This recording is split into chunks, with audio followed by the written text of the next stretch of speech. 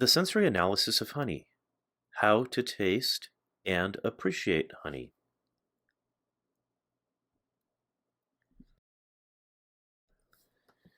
This presentation is one of the presentations out of 3 presentations that I've created about honey. I originally was going to be talking about honey from the perspective of mead makers, those that make honey wine, so that they can better understand and appreciate honey so that they can know perhaps how to utilize it in whatever mead they've decided to make. But I'm also a beekeeper, and I've been a honey collector for some time. I have quite a honey library. I'm curious to try different types of honey from all over in my travels. And so I decided to create these series of presentations not only for mead makers, but also for beekeepers, and for that matter, anyone who is interested in honey at all.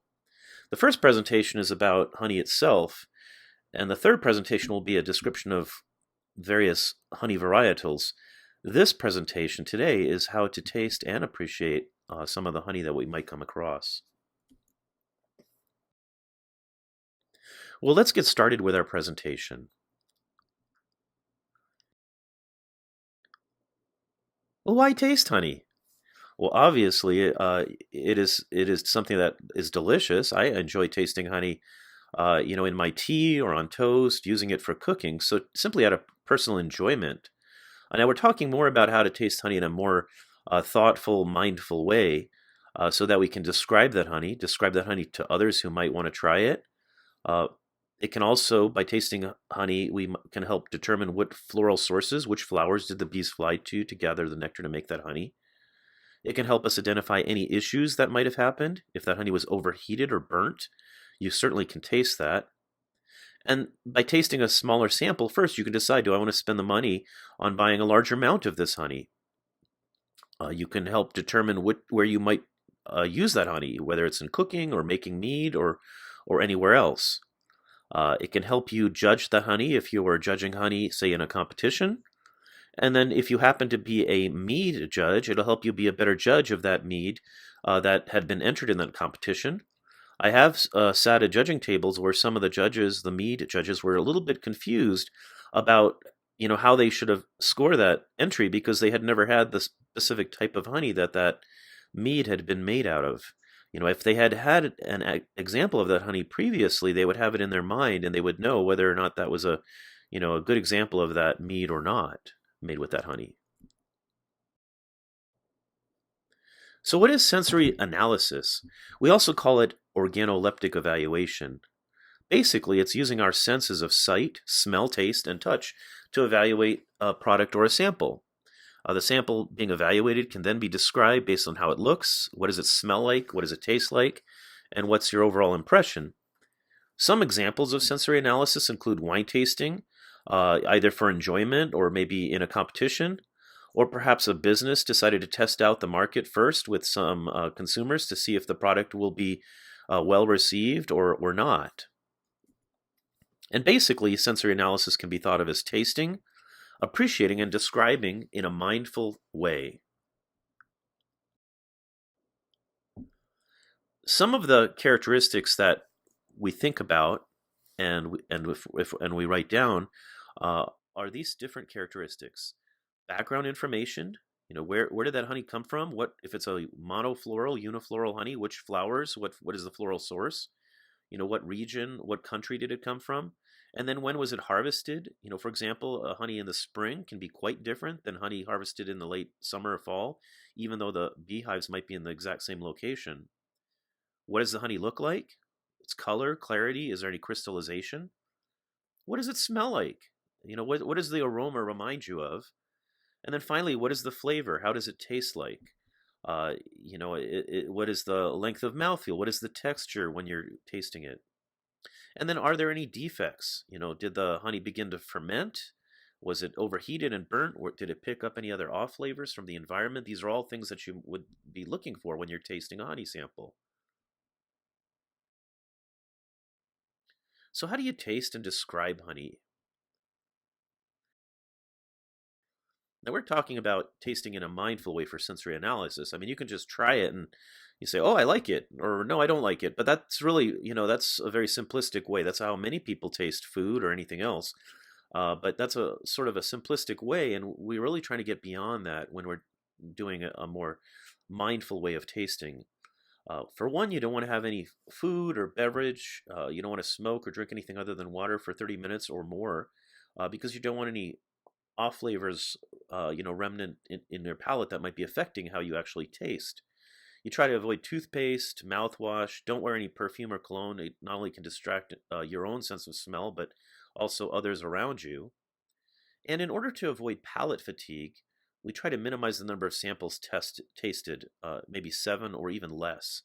Honey is very sweet, and your palate can become overwhelmed by that if you taste too many in a row. The samples are usually served in beakers or containers. Typically, the sample volume ratio may be 1 to 4 or 1 to 5. I see some folks doing honey tastings and they put the sample in the bottom of a wine glass, which is perfectly fine. I mean, a wine glass has a great shape, but that's the reason why we taste wine in a wine glass, because the cup-like shape will help focus some of those aromatics, and so you can have a better smell when you do smell the aroma. We cover those samples when they're not being tasted with a petri dish or some tin foil. That's to allow some of the volatiles from evaporating. But if there's any insects in the room, like you don't want a fly to get into there or anything like that, so you just cover it up in between tasting. And sample size needs to be reasonable. If it's too small, you're really not going to get much aromatic, and there's not going to be a lot to taste. Most commonly, we serve it at room temperature, but some folks like to warm up the sample a little bit because it does help bring out some of the aromas. Some of the volatiles will be more noticeable if you heat up that honey a little bit. Some also like to dilute that sample with a little bit of water, uh, because you can swirl it, and then you can also get some of the aromatics that way.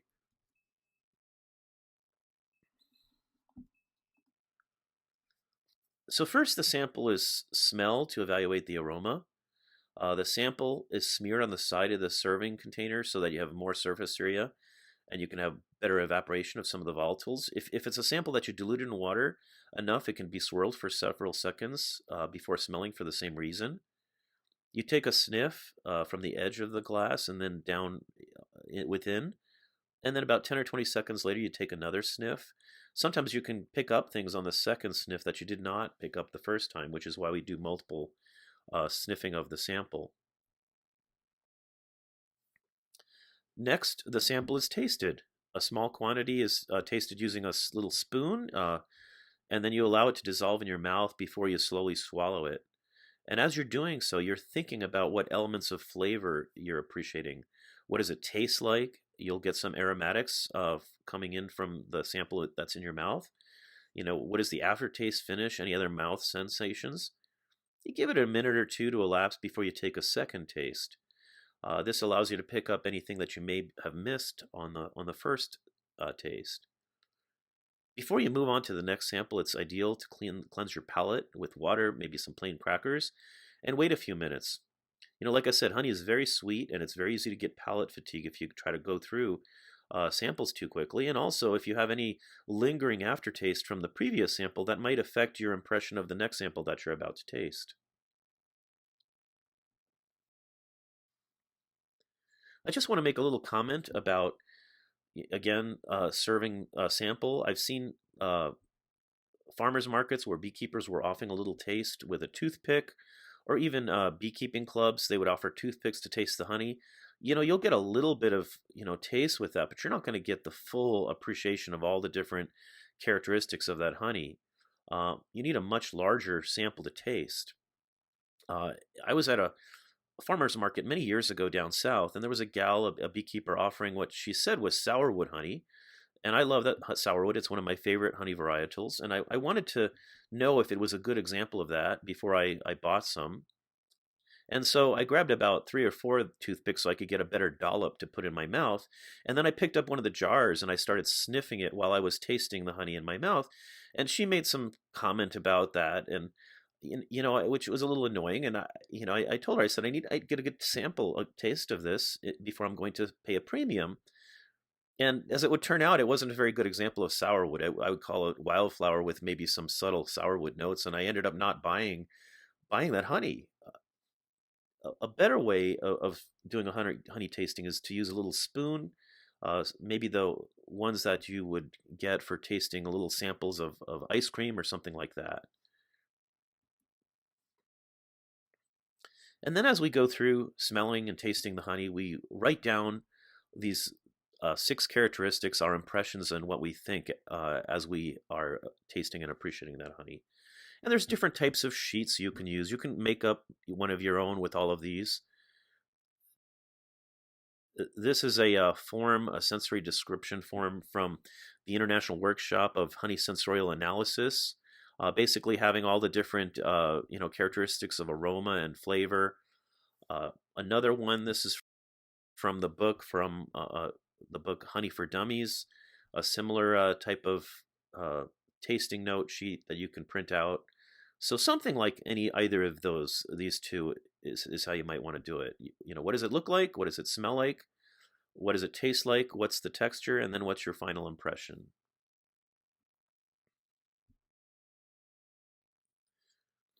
And for background information, you want to know, is this a monofloral honey? What type of flower is it supposed to the nectar supposedly had come from, or is it polyfloral? Is it a wildflower? What country or region of that country did it come from? What time of year? And then other information, if the honey was harvested in a forest, type of situation, that would be different than, if it was in the Southwest, in a desert or something like that. So that might be something to note on your tasting sheet. And then finally, we look at the honey. What color is it? How clear is it? Is there any crystallization? Any other characteristics? Bubbles, foam? Maybe if there's certain type of bubbles, you might start beginning to think, could it have any fermentation with of that honey? Now, the USDA classifies honey into seven different color grades: water white, white, extra light amber, amber, and dark amber. Of course, some of the colors can be described, in other ways as well.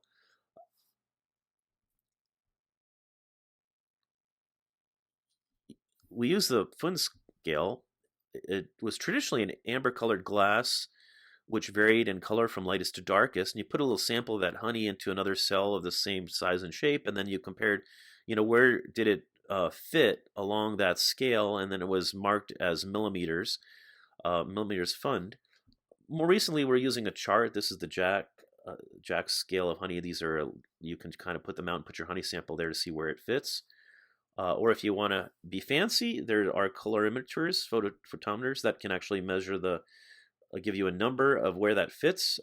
This might be if you're a uh, honey buyer or a honey seller of some kind, you might be wanting to invest in something like that.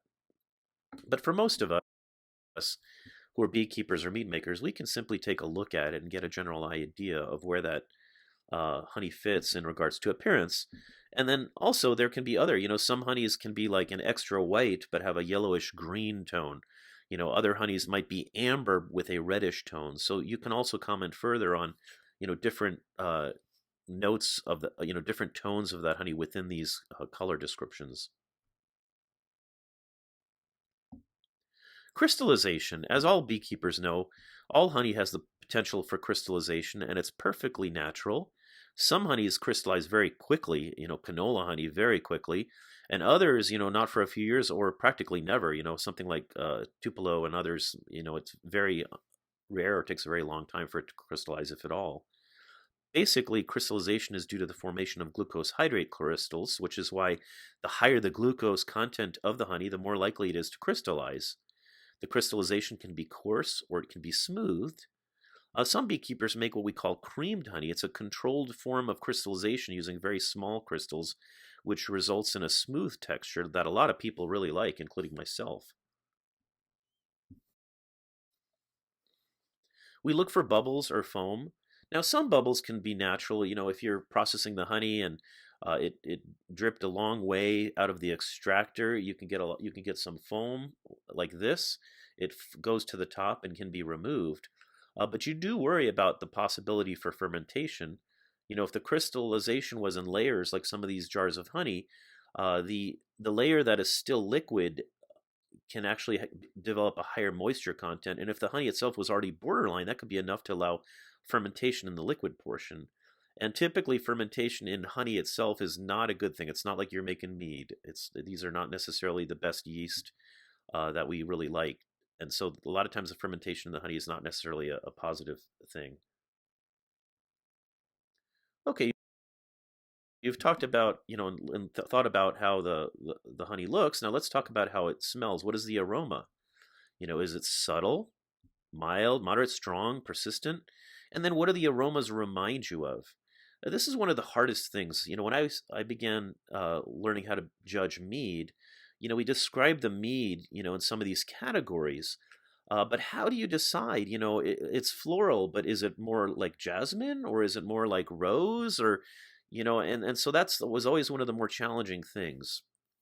There have been wheels of honey flavor and honey aroma. This is one from sensory analysis applied to honey uh, that was published a few years back. It just gives you ideas of some of the words that you might use to describe some of these aromas that you may be sensing.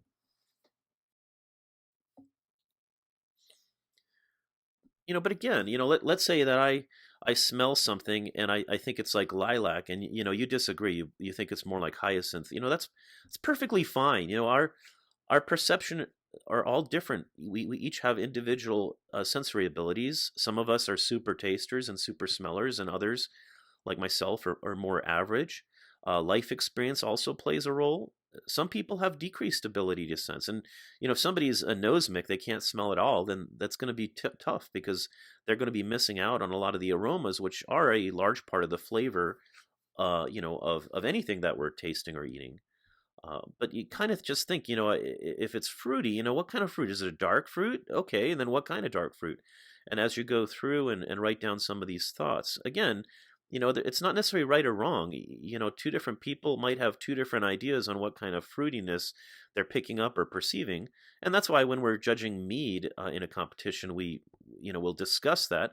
And the same thing is true with honey. If there's multiple tasters, they may have different perceptions, and that's fine if someone thinks it's more one type of fruit versus another.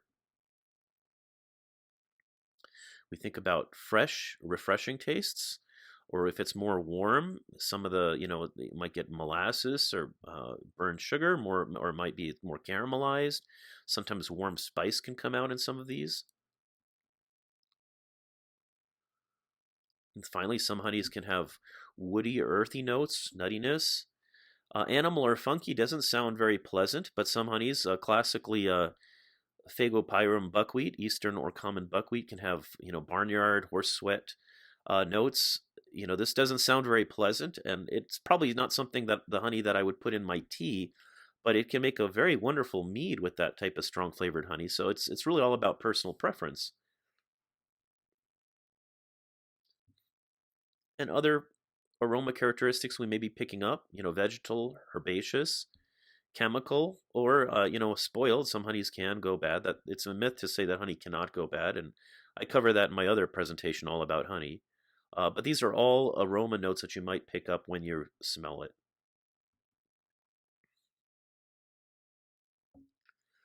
Then the next thing you do is you taste that honey to see what the flavor of that is. The aromatics that you had just smelled will help you uh, have an idea of what you might be looking for when you taste that honey. And then as you taste it, then you can further describe what does it remind you of. Are there any chemisthetic sensations, as part of the taste? And then what is the aftertaste and finish like? When we think about the five basic tastes, we're talking about sweet, sour, salty, bitter, and umami. In honey, obviously, sweet is the predominant taste, but some honeys can have a slightly higher acidity, so that can be noted. And some honeys can have a bitter taste or bitter finish. Salty and umami are not quite, as common in honey, but those are some of our five basic tastes. Incidentally, when we were all in grade school, we learned about the taste buds, and that's where the sense of taste comes from, is our taste buds. But this map of the tongue, it's been disproven. It's not really how our taste works. I mean, if you had lost the tip of your tongue in an accident, or something, you'd still be able to taste sweet. So it's doesn't really quite work like this. And then keep in mind, the tastes that you taste with your taste buds, they're not something that you're, going to smell. Just to quote my good friend Carvin Wilson, you cannot smell sweet. But of course, your mind might let you think that. I mean, if you smell caramel, you might anticipate that when you taste it, it's going to be sweet. And, it's a honey, so it would. But, let's say somebody was making a mead and they fermented it to where there was no residual sugar, that could still smell caramel. And so you might think you're going to be tasting something sweet when you actually don't. These compounds are, too large to go up into our nasal cavity. It's the volatile aromatics that we're smelling that might get us to think that we're going to, anticipate a certain taste once we taste. And then we start describing, what we have just tasted. A lot of these are really similar to the aromas. There's a lot of crossover. Like most of you all know, aroma and taste are closely interrelated. And if you uh, don't smell something, you pinch your nose and then you try to taste it, you're really not going to pick up as much as compared to if you smell it as you're tasting. And there have been honey tasting wheels created.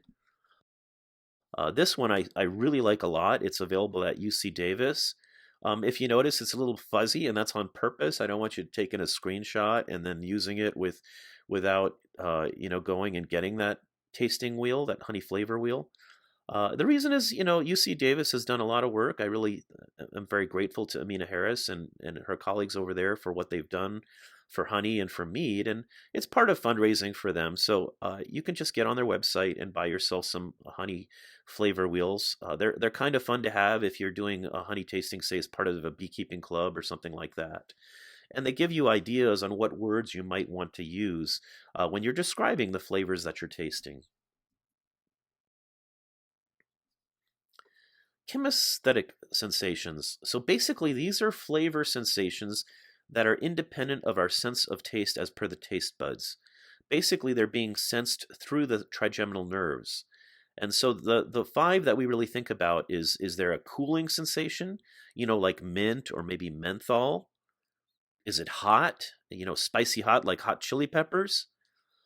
Is there pungency? So pungency is almost like hot, but it's a different mechanism. It's not from the capsaicin as from the hot chilies. Rather, it's like a pungency like you might get from ginger or spicy mustard or horseradish or even wasabi. Is there a tingling sensation like we get from Sichuan peppercorns or like a mild electrical current? Um, like you might get if you're one of those people that when you were a kid licked a 9-volt battery. Or finally, is there any astringency, a drying sensation like you might get from coffee or tea, tannins, wood, or even some dry astringent red wines, for example? So these are all additional sensations that you can get when you're tasting a sample of honey. And then finally, think about how persistent it is. What does the aftertaste taste like? The finish, is it short, smooth, bitter, persistent, and lingering, or pretty much non-existent once that sample dissolves away in your mouth? There's really not much of an aftertaste.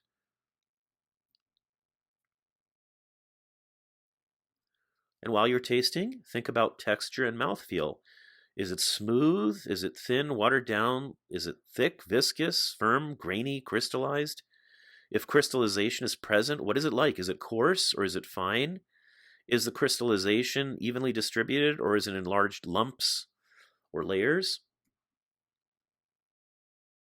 And then we start thinking about defects. Unfortunately, honey sometimes can go bad.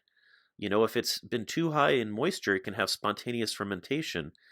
And you don't want to, think that the bubbles and foam from, more of a technical thing, how the honey was harvested is the same as fermentation.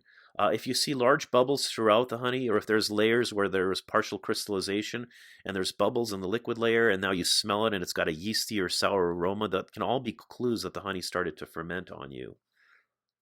And crystallization itself is not a bad thing. It's a natural process, but if you don't want it, or if it only crystallized in partial parts, like in layers, that can be a problem. Sometimes if the honey is overwarmed or heated, there's what they call melter honey. The beekeeper might put comb and wax in there and heat it for a long time. What might have been a light, clover honey can basically become black like molasses. A little bit of caramelization can actually be quite pleasant. Mead makers use a moderately caramelized honey to make a type of mead called bochet. But if it's heated for too long, it gets burnt. And once you get that burnt, charred flavor, that's unpleasant, and then that honey is ruined, and it's not really of use. Then you can get off flavors. If you were extracting like in a garage and there's gasoline and some of these other aromatics, you can pick that up. If you used excess smoke when you're working your bees or during the honey harvest, I've had some honey that was sourced from third world country, and they were indigenous people harvesting their honey and using a lot of smoke, and you could definitely smell the smoke and taste the smoke in the honey. It actually was not unpleasant, but yeah, that smoke came from the smoke they were using to harvest that honey. If you have honey that was stored in dark brood comb and then extracted, it can get some flavors from that. Typically, us beekeepers prefer to use light comb so that there's no off flavors, but sometimes you might have some dark brood comb, and somebody might just try to extract that and use it, and you can have some of the flavors from that. You can get, if you're using a metallic container that's not stainless, or a plastic that's not food grade, you can get flavors from that. I've also tasted flavor from some of the mite treatments, like thymol can get into the honey. Uh, and so these are off flavors that are unwanted in the honey and are considered a defect. Well, that brings us to the conclusion, how to taste and appreciate honey. The best way to learn how to do this is basically to just get out there and start doing it. Whenever you taste honey, even if not in a formal way where you're writing down your thoughts, but you're tasting your own honey, or tasting honey at a farmer's market that's being sold by a beekeeper. Just take a moment and don't just put it in your mouth and decide, I like it, I don't like it. Just think about it. If you like it, what do you like about it? If you don't like it, what do you don't like about it? And then think about, what are the words you might use to describe that honey to others? And some of the best ways to learn how to do this is to taste lots of things, smell lots of things, not just honey, but other things in, foods and beverages. So you have a really great amount of, words and understanding that you can use to describe these things. Try to think about, how to determine, the floral source. Once you've become familiar to a certain type of honey, of a floral source, whenever you taste a honey that is supposedly from that source, you'll recognize it if it is that or not. You'll be able to identify issues, and then of course, determining, do you want to buy a larger amount of honey, if from that beekeeper. And then by learning how to taste and appreciate honey, you can learn where you might use it best in cooking or making mead or anywhere else. And it can help you be a better judge of that honey or a better judge of that mead in competitions. If you'd like to learn more, here's some references. I cannot speak highly enough of UC Honey and Pollination Center. Like I said, Amina Harris has done a lot of work with honey tasting and appreciation, and a lot of work in regards to mead making. So I've participated in some of their education, and it's really well done and well run. Another place you might want to check out, I have not participated in them personally, but I've looked at what their syllabus is, and it really looks like that what they're offering is also well designed. There's an article by Piana, 2004. It's open access, so you can look and Google Scholar it, and you should be able to find it fairly quickly, talking about the process of how to taste honey. Then finally, there's two books, The Honey Connoisseur and then Honey for Dummies, that has some information in it about how to taste and appreciate honey as well. But as I said, the best way to really learn how to do this is to sit down and do it in a mindful way. Maybe involve others. You can do this in your own home with family and friends. Maybe have a honey tasting party. Or, if you have a beekeeping club, do it as part of that, or a homebrew club. And sitting down and talking about it, and really, some folks might pick up things that others don't, and it can really be a great learning experience.